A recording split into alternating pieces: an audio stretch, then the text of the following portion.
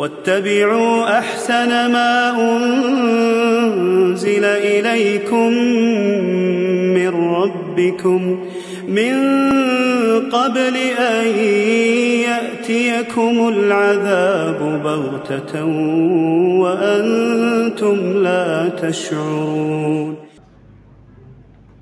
Bismillahirrahmanirrahim. Assalamualaikum warahmatullahi wabarakatuh.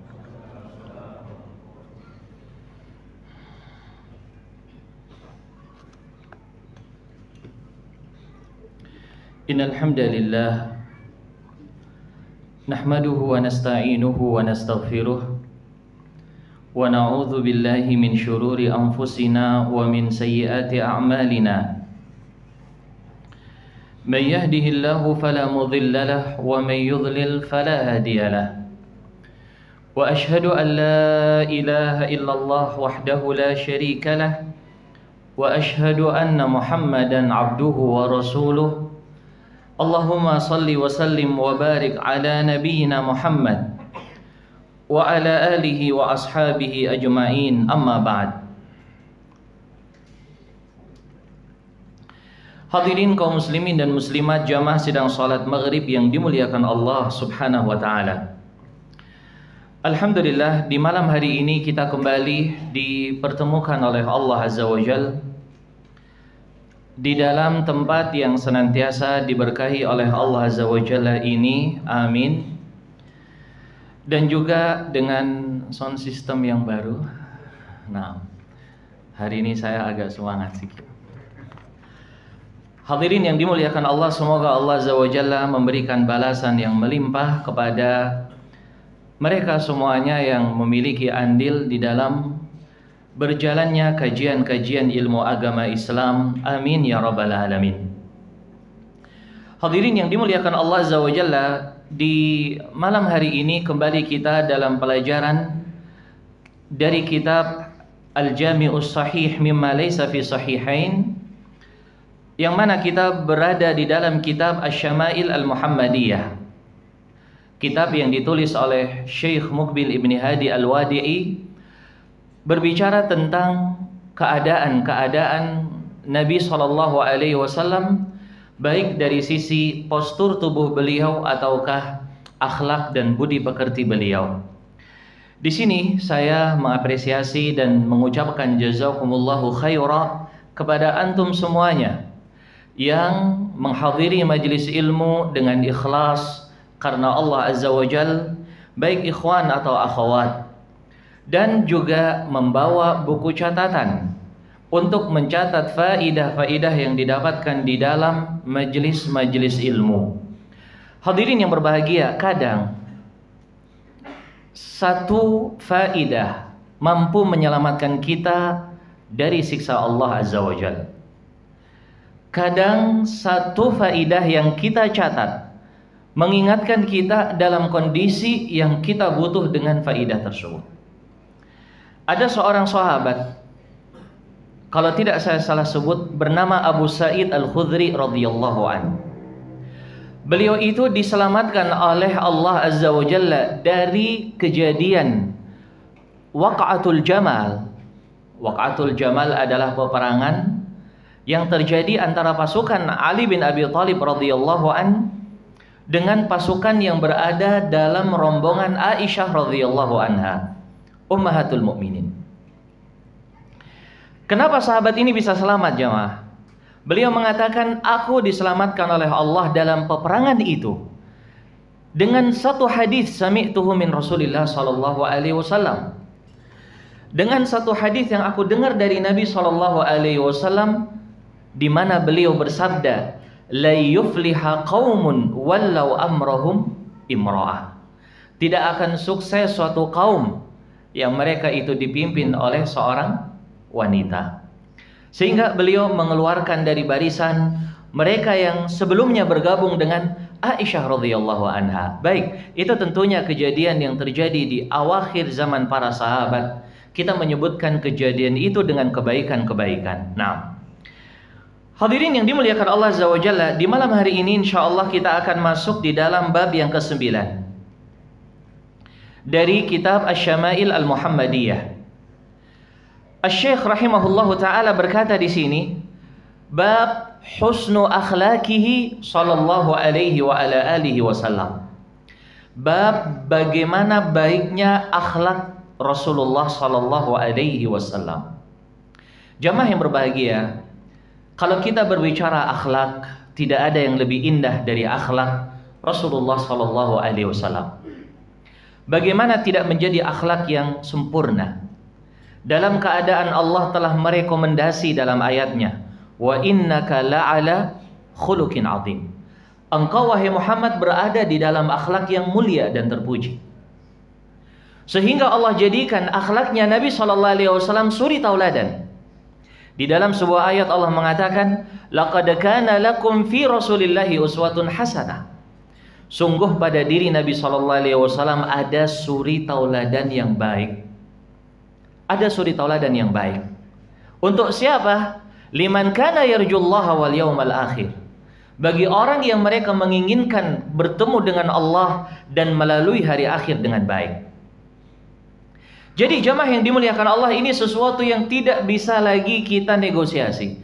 Tidak ada akhlak di muka bumi ini yang lebih mulia daripada akhlaknya Rasulullah sallallahu alaihi wasallam. Nah, di sini Syekh rahimahullah akan menyebutkan salah satu dari sekian banyak kasus yang menjelaskan bagaimana baiknya budi pekerti Nabi sallallahu alaihi wasallam dari sekian banyak kasus. Baik, kita akan baca untuk menyingkat waktu. Qala Syekh rahimahullahu taala, qala al-Imam An-Nasa'i rahimahullahu taala. Berkata al-Imam An-Nasa'i rahimahullahu taala, beliau seperti yang kita sering mengetahui adalah salah satu dari ulama yang mengarang kutub As-Sittah. 6 buku yang menjadi referensi utama umat Islam. Di dalamnya terdapat hadis-hadis Rasulullah sallallahu alaihi wasallam. Naam, ada buku yang masih bercampur antara hadis yang baik dan ada hadis yang dhaif, dan ada buku yang pengarangnya itu bisa memastikan itu sahih, seperti Sahih Al-Imam Al-Bukhari dan Sahih Al-Imam Muslim. Nah, dan nama beliau adalah Abu Abdurrahman Ahmad bin Ali, begitu ya ikhwan ya. Nah, An-Nasa'i rahimahullah. Dan uniknya beliau ini, hadirin yang dimuliakan Allah, di dalam biografinya disebut beliau itu tidak memiliki jenggot. Nah, beliau itu murdan, tidak memiliki jenggot. Jenggotnya kecil sedikit. Dan uniknya beliau memiliki seorang guru yang agak unik sedikit, yang bernama Al-Harith ibnu Miskin rahimahullah. Nah, sang guru ini pernah mengatakan di dalam majelisnya, siapa yang tidak keluar jenggot atau punya jenggot, keluar dari majelis saya. Gimana kalau zaman sekarang ada guru yang kayak gini? Wah, bisa dijamin gak ada yang hadir. Alhamdulillah, gak ada jenggot. Jadi jamaah yang dimuliakan Allah, apa yang dilakukan oleh Imam An-Nasa'i, karena semangatnya beliau untuk belajar, beliau sembunyi di balik tiang.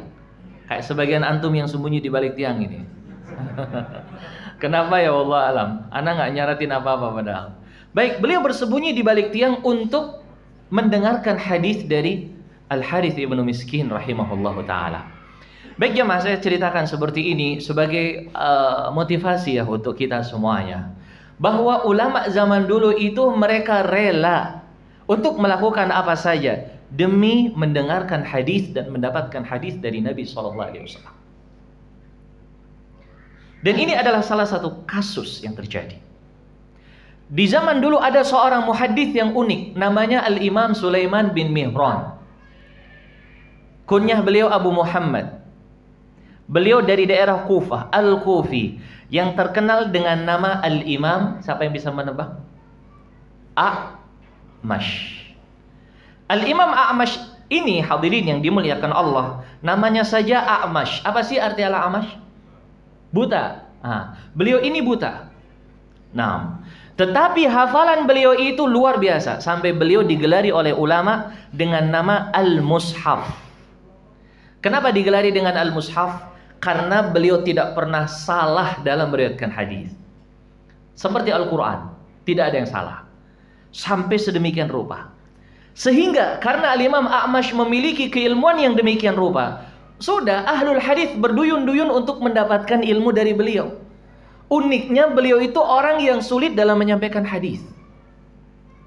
Uniknya demikian.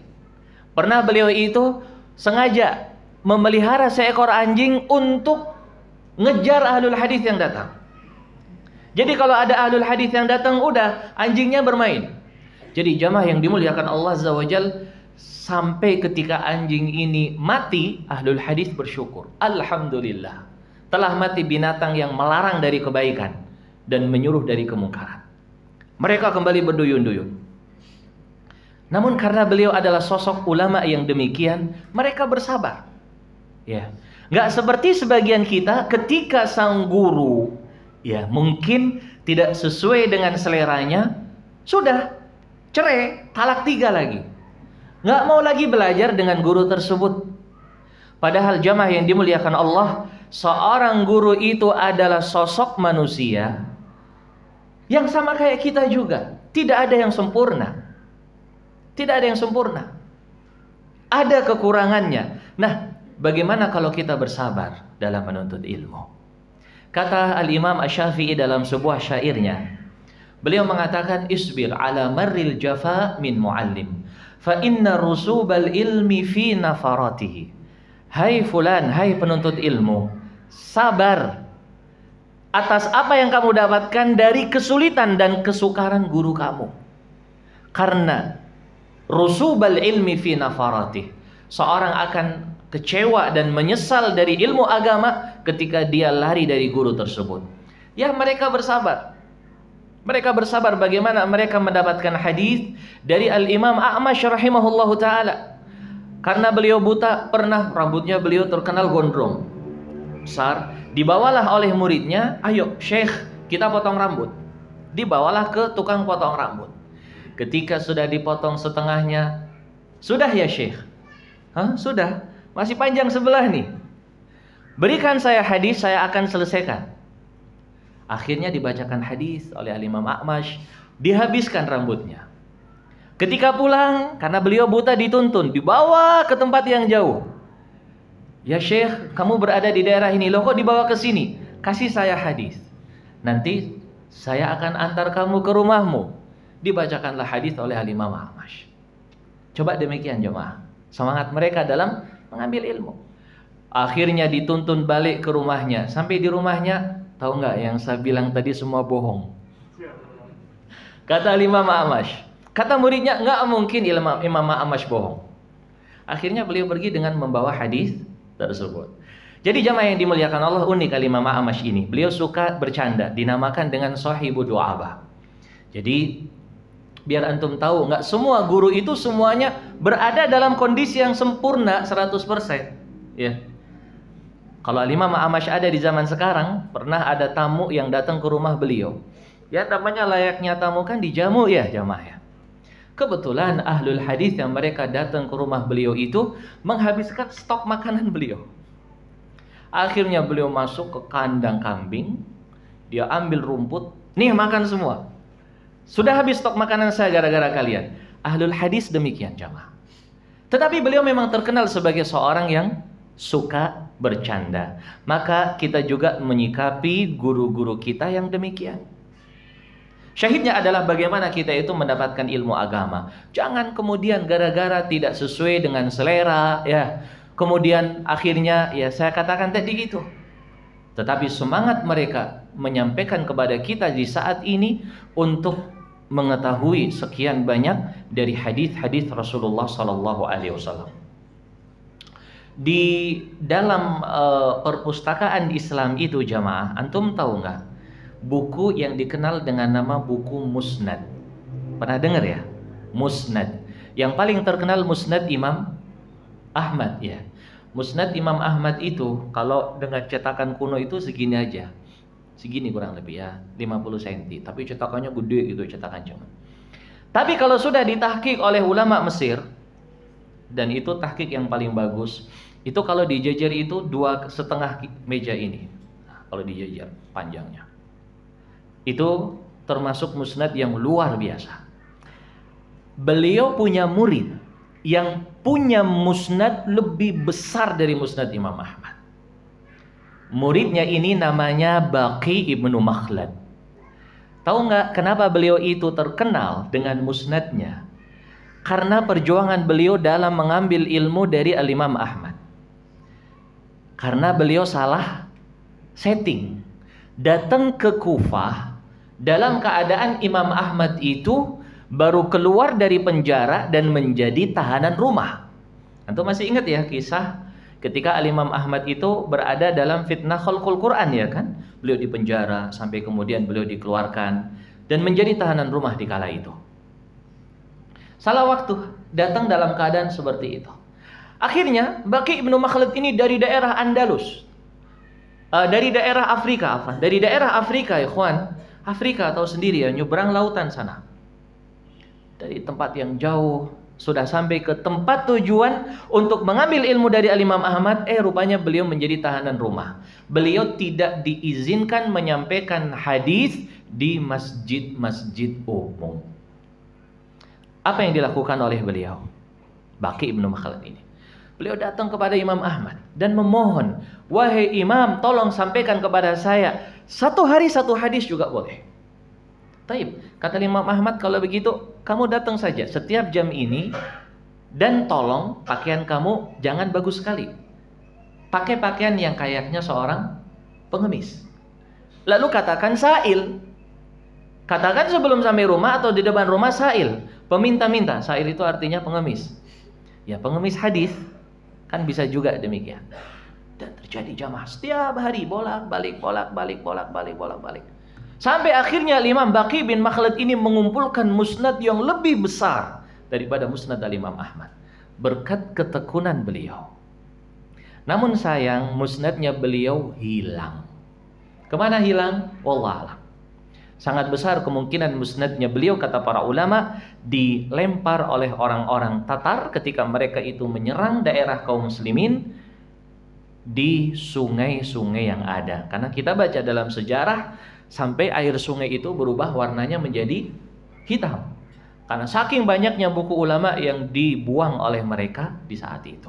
Baik.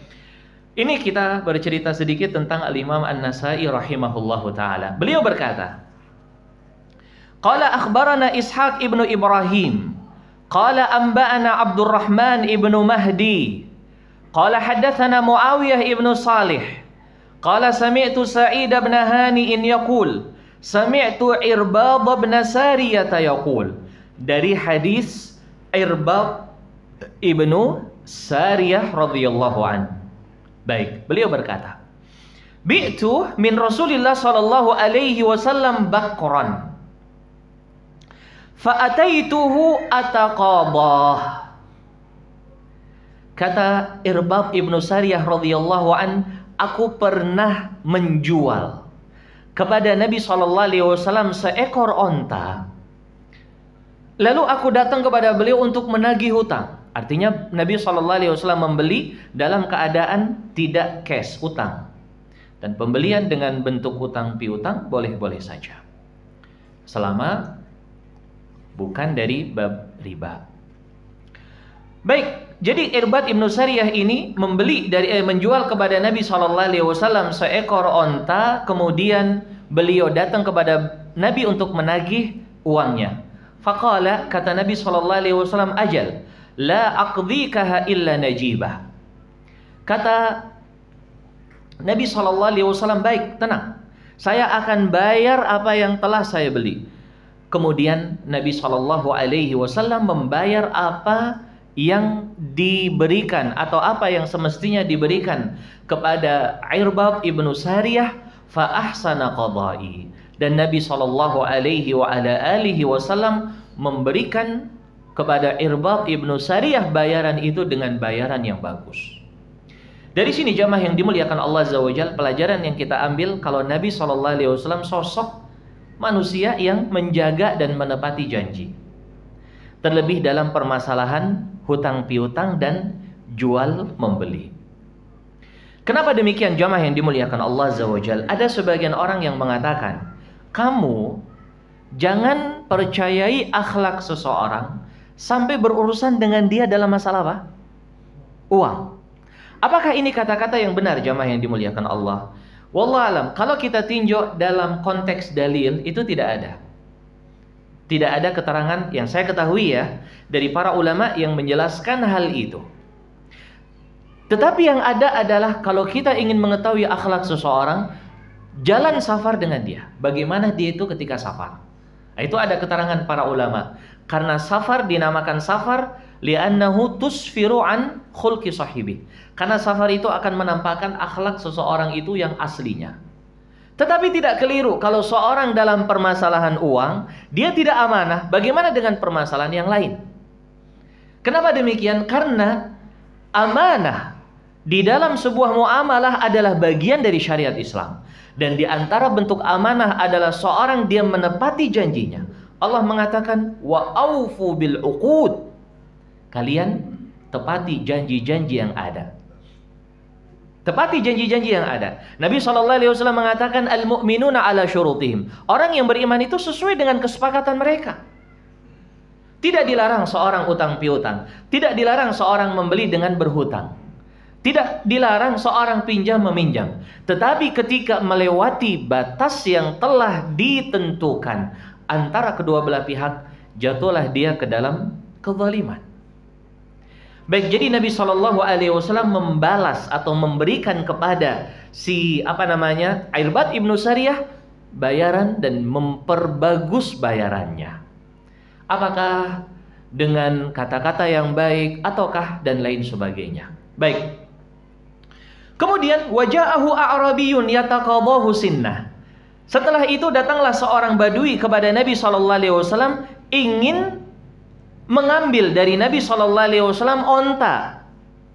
Ingin mengambil dari Nabi SAW ontanya dia. Faqala Rasulullah SAW, kata Nabi SAW, u'tuhu sinna, berikan untuk dia ontanya. Fa'a'tauhu yawma idzin jamala. Diberikanlah kepada orang badui itu dikala itu seekor onta yang bagus.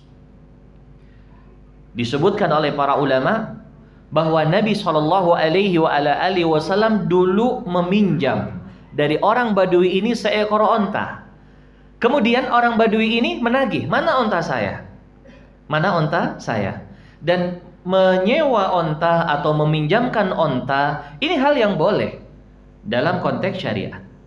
Nah, ketika dibayar onta orang badui itu, rupanya ontanya lebih bagus daripada apa yang dulu dipinjamkan kepada Nabi SAW.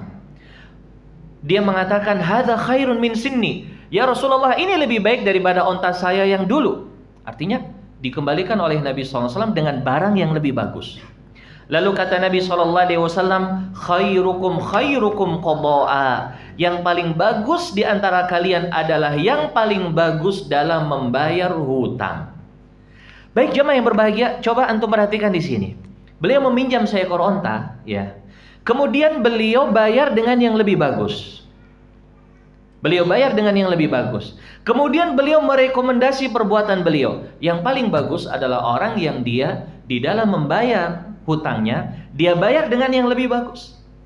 Dari sini para ulama mengatakan bahwa seorang itu boleh untuk melebihkan pinjaman yang pernah dia pinjam, dengan syarat itu bukan permintaan peminjam. Misalnya ada kawan kita, ya saking baiknya dia sama kita, utang 10 juta nggak ditagih-tagih. Nggak ditagih-tagih sudah 5 tahun, ya nggak apa-apa, mungkin nggak apa-apa, sedekah. Sedekah menunda pembayaran. Menunda pembayaran sedekah loh jamaah. Baik. Akhirnya ketika dia punya uang 10 juta, dia balikin. Dia selipkan di dalamnya uang merah 10 lembar. Jadi 11 juta.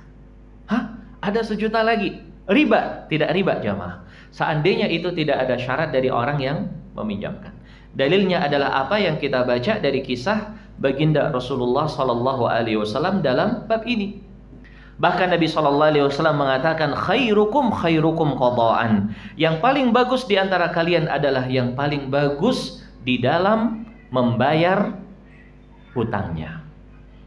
Dan ini hadirin yang dimuliakan Allah Azza wa Jalla adalah adab yang paling bagus bagi mereka yang terikat permasalahan yang berkaitan dengan utang piutang. Allah menurunkan ayat di dalam Al-Quran dengan ayat yang paling panjang di dalam surat Al-Baqarah. Tentang apa jamaah? Utang piutang. Kenapa? Karena banyak sekali orang itu teledor dalam bab ini. Utang tidak jadi masalah. Boleh seorang hutang, boleh. Boleh seorang meminjam dari temannya. Toh Nabi SAW juga meminjam. Beliau juga menggadaikan. Beliau juga melakukan muamalah ini dan itu yang berkaitan dengan pinjam meminjam. Tetapi Nabi telah mengajarkan kepada kita bagaimana cara membayar dengan baik. Maka kita juga harus mencontoh seperti apa yang telah diajarkan oleh Nabi SAW. Jangan ketika kita itu akan meminjam, subhanallah luar biasa, pagi, siang, sore, malam, jam 12 malam tetap telepon, ngajak ngopi pagi, siang, sore, malam. Ketika dana sudah cair, sudah ketemu, sudah dia dapat apa yang dia inginkan, hilang. Di telepon nggak aktif, di SMS nggak dibalas, di WA juga terblokir nomornya. Jadi jamaah yang dimuliakan Allah, hilang. Kemana dia hilang? Wallahu a'lam bishawab. Ini kadang kebiasaan seseorang yang dia tidak memiliki akhlak yang baik. Ya akhi yang dimuliakan Allah, antum, kita kalau punya hutang dan sudah jatuh tempo dalam pembayaran, jadilah kita sebagai seorang yang benar-benar laki-laki. Kalau dalam bahasa Arabnya itu rojal. Ya, kalau dalam bahasa kitanya apa nggak tahu? Laki-laki itu. Apa jamaah? Hah? Apa? Gentleman. Kalau bahasa gentleman bahasa apa sih? Bahasa kitanya loh. Kita ini orang Indonesia atau orang Inggris? Hah? Magam. Harus magam ya jamaah. Kalau lawannya apa? Mahino. Jangan kita seperti itu, ya.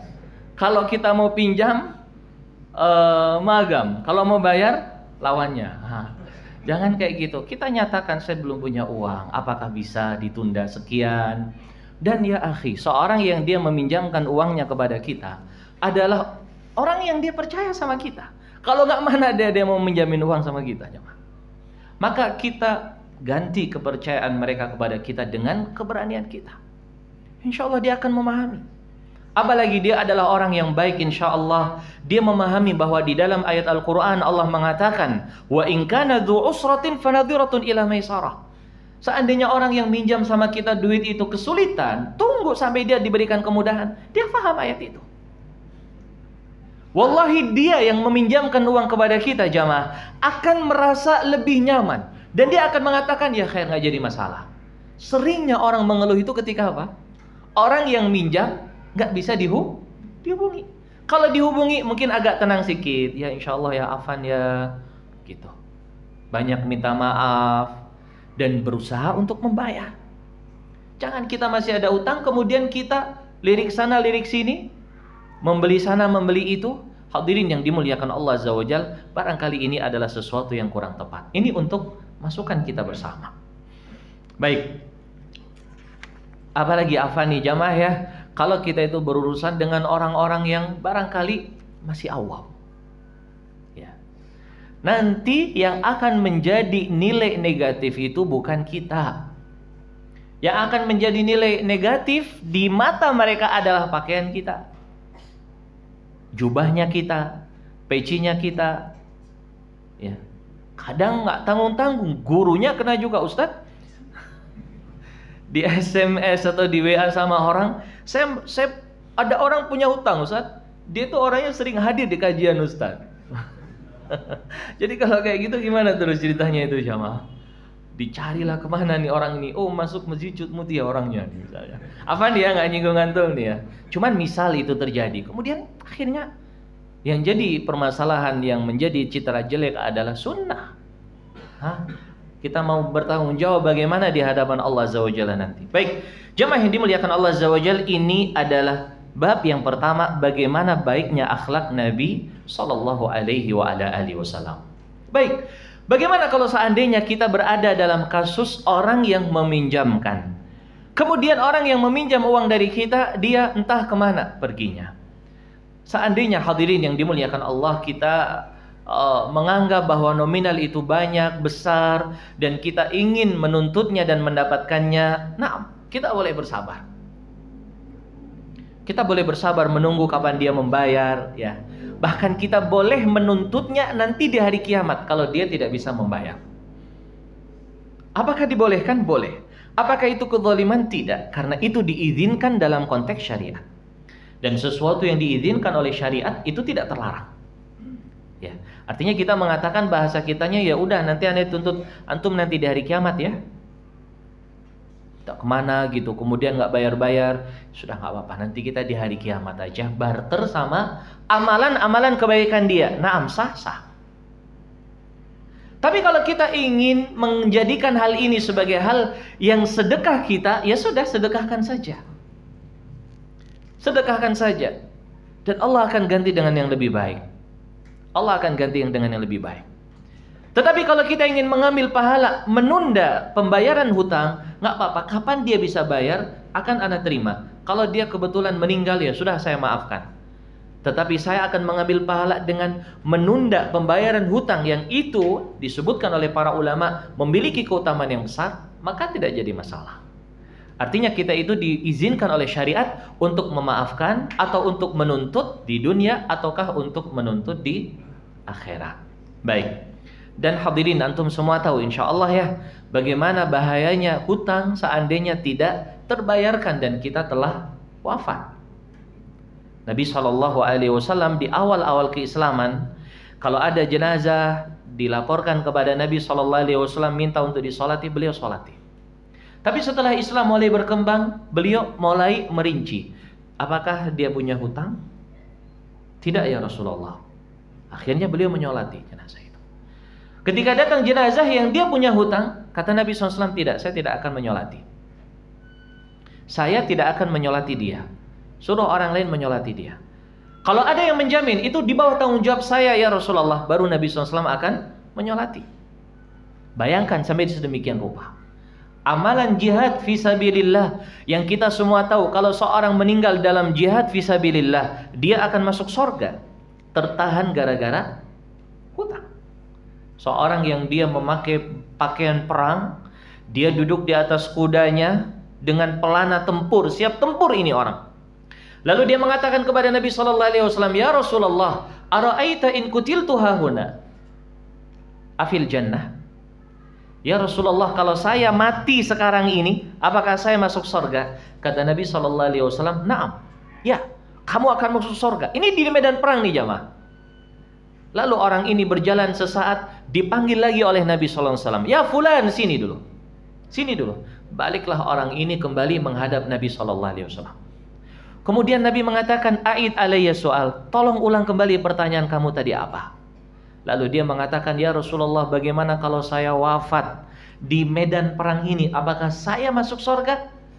Kata Nabi SAW, na'am, in kutilta fi sabilillah wa anta sabirun muhtasibun muqbilun ghairu mudbirin. Kalau kamu terbunuh di medan perang dalam keadaan mengharap pahala dari Allah, dalam keadaan engkau maju bertempur dan tidak lari ketakutan, engkau akan masuk ke dalam surga. Illa dain, kecuali hutang. Fa inna Jibril awsani bidzalik. Karena Jibril baru saja memberitahu kepada aku tentang hal tersebut. Mati medan perang itu kan mati disambut bidadari di sorga. Tetapi gara-gara hutang 1.000 rupiah nggak jadi. Coba bayangkan jamaah. Dalam keadaan kematian itu sesuatu yang misteri.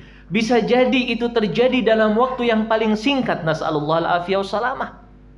Bisa jadi lama. Maka dalam hal ini tidak dibenarkan seorang yang dia mampu membayar hutang, lalu dia itu menghabaikan hutangnya. Permasalahannya jamaah, yang paling menyakitkan, kadang orang yang meminjamkan itu tahu kalau peminjam itu banyak duit, tapi nggak mau bayar. Ini kalau dalam kacamata Islam, dalam hukum muamalah Islam, suatu pemerintah itu berhak menyita berhak menyita aset orang yang punya hutang ini untuk dibayarkan kepada peminjam. Nabi SAW mengatakan di dalam riwayat yang sahih, matlul ghani zulmun yahillu irdahu wa uqubatah. Matl itu adalah menunda-nunda.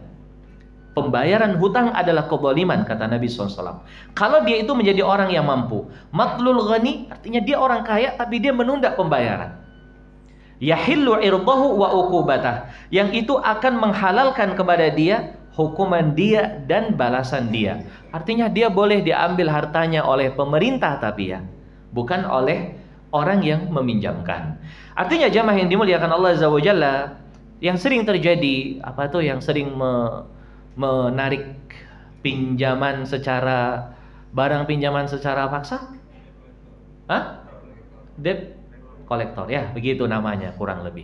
Ini dalam konteks syariat itu tidak dibenarkan kecuali oleh pemerintah. Kalau pemerintah yang menarik barang itu, namun yang jadi masalah memang ruwet ya. Pinjamannya riba, nagihnya dengan model seperti itu. Maka jamaah yang dimuliakan Allah Azza wa Jal, ini adalah musibah yang terjadi di tengah-tengah kaum muslimin. Artinya adanya meminjam yang dibangun di atas riba ya. Kemudian cara nariknya juga yang demikian. Ini tentunya di luar dari domain pemerintah yang mereka itu sebenarnya yang berhak. Benar, seorang yang dia itu punya uang tapi tidak membayar hutang, pemerintah boleh untuk mengambil alih, mengambil hartanya, mengambil asetnya, kemudian diberikan kepada peminjam. Sama seperti pembahasan perusahaan yang pailit ya, dalam keadaan dia terikat dengan saham dari beragam orang-orang yang menitipkan saham dalam perusahaan itu. Ini dibahas di dalam hukum jual beli di dalam konsep syariat. Jadi ala kullin jamaah yang dimuliakan Allah, permasalahan hutang ini walaupun boleh, tetapi alangkah baiknya seorang bisa menjaga adab-adab di dalam bab tersebut. Baik, ikhwani rahimani wa rahimakumullah, ini adalah hadis yang pertama, dan Syekh rahimahullah menyebutkan riwayat yang lain dari Al-Imam Ahmad, juga dari Al-Imam Hakim dengan makna yang berdekatan. Jadi tidak akan ana baca. Kita akan masuk di dalam hadis yang ke-2136. Baik, qala al-Imam Ahmad rahimahullahu taala, haddatsana Sa'id ibnu Mansur, qala haddatsana Abdul Aziz ibnu Muhammad an Muhammad ibn Ajlan anil Qa'qa' ibn Hakim an Abi Salih an Abi Hurairah radhiyallahu anhu qala Rasulullah sallallahu alaihi wasallam, sampai kepada sahabat Abu Hurairah radhiyallahu an. Siapa nama Abu Hurairah jamaah? Abu Hurairah itu kan kunyah ya, bapaknya kucing. Itu arti dari Abu Hurairah. Nama beliau siapa? Ada yang bisa menjawab? Siapa? Yang keras? Masa nggak tahu nama Abu Hurairah jamaah? Abdurrahman bin Sakhr. Nah, nama Abu Hurairah adalah Abdurrahman ibnu Sakhr. Dan jamaah yang dimuliakan Allah, kadang ulama begitu, lebih terkenal dengan lakabnya, lebih terkenal dengan kunyahnya, sampai tidak diketahui namanya. Dan uniknya antum sering ya mendengar kalau nama Abu Hurairah ini ulama sampai berbeda pendapat. Tahu sampai berapa pendapat? 30 pendapat. Namanya beliau aja 30 pendapat ulama. Disebutkan oleh Imam Ibn Abdul Bar dalam kitab beliau Al-Isabah. Kalau ditambah nama ayah beliau, Sakhr tadi itu, perbedaan pendapat para ulama itu ditambah 10 lagi. Jadi kesimpulannya nama Abu Hurairah dan nama ayahnya ulama berbeda pendapat sampai 40 pendapat. Ngapain kok sampai ulama capek-capek berbeda pendapat dengan nama beliau?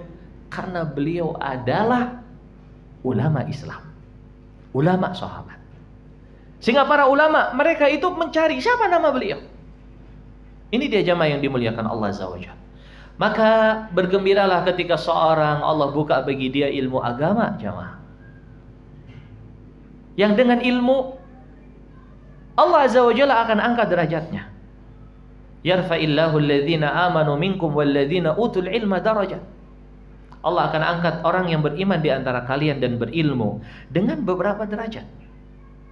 Ya, dicari nasabnya di mana-mana, sampai kadang nggak dapat. Tahu nggak antum siapa ulama yang tidak diketahui nama bapaknya? Dicari oleh ulama dengan pencarian yang luar biasa, nggak dikenal siapa nama bapaknya. Ada yang pernah tahu? Dia adalah seorang ulama tabi'in. Kalau anda sebut pasti antum, oh beliau. Siapa jemaah? Muridnya Abdullah bin Umar. Nah, udah anda bantu. Nafi'. Ayo, Nafi'. Nama beliau Nafi'. Bin nggak ada binnya. Lebih terkenal dengan nama Nafi' Maula Ibni Umar. Ya, karena nggak diketahui nama ayahnya. Dicari oleh para ulama tidak dapat. Subhanallah. Begitulah kemuliaan ilmu, hadirin yang dimuliakan Allah. Dari Abu Hurairah radhiyallahu an, Nabi sallallahu alaihi wasallam bersabda, "Innama bu'ithu liutammima salihal akhlaq." Aku itu diutus oleh Allah Azza wa Jalla untuk menyempurnakan akhlak yang baik. Oleh karena itu hadirin, tidak ada akhlak yang ada di zaman jahiliyah yang melanggar syariat kecuali diluruskan oleh Nabi sallallahu alaihi wasallam dalam segala hal. Dalam sebuah ideologi, dalam ibadah, dalam muamalah, dalam budi pekerti akhlak, apa saja yang tidak sesuai dengan konsep syariat maka diluruskan oleh Nabi sallallahu alaihi wasallam. Namun ada satu faedah penting di sini, dengannya kita tutup majelis kita di malam hari ini. Nabi mengatakan di sini liutammima, untuk menyempurnakan. Artinya di zaman jahiliyah itu di sana ada akhlak-akhlak yang baik. Ada akhlak-akhlak yang baik. Ada akhlak-akhlak yang baik yang itu direkomendasikan oleh Islam dan tidak dihapus dalam syariat Rasul. Artinya bagaimana?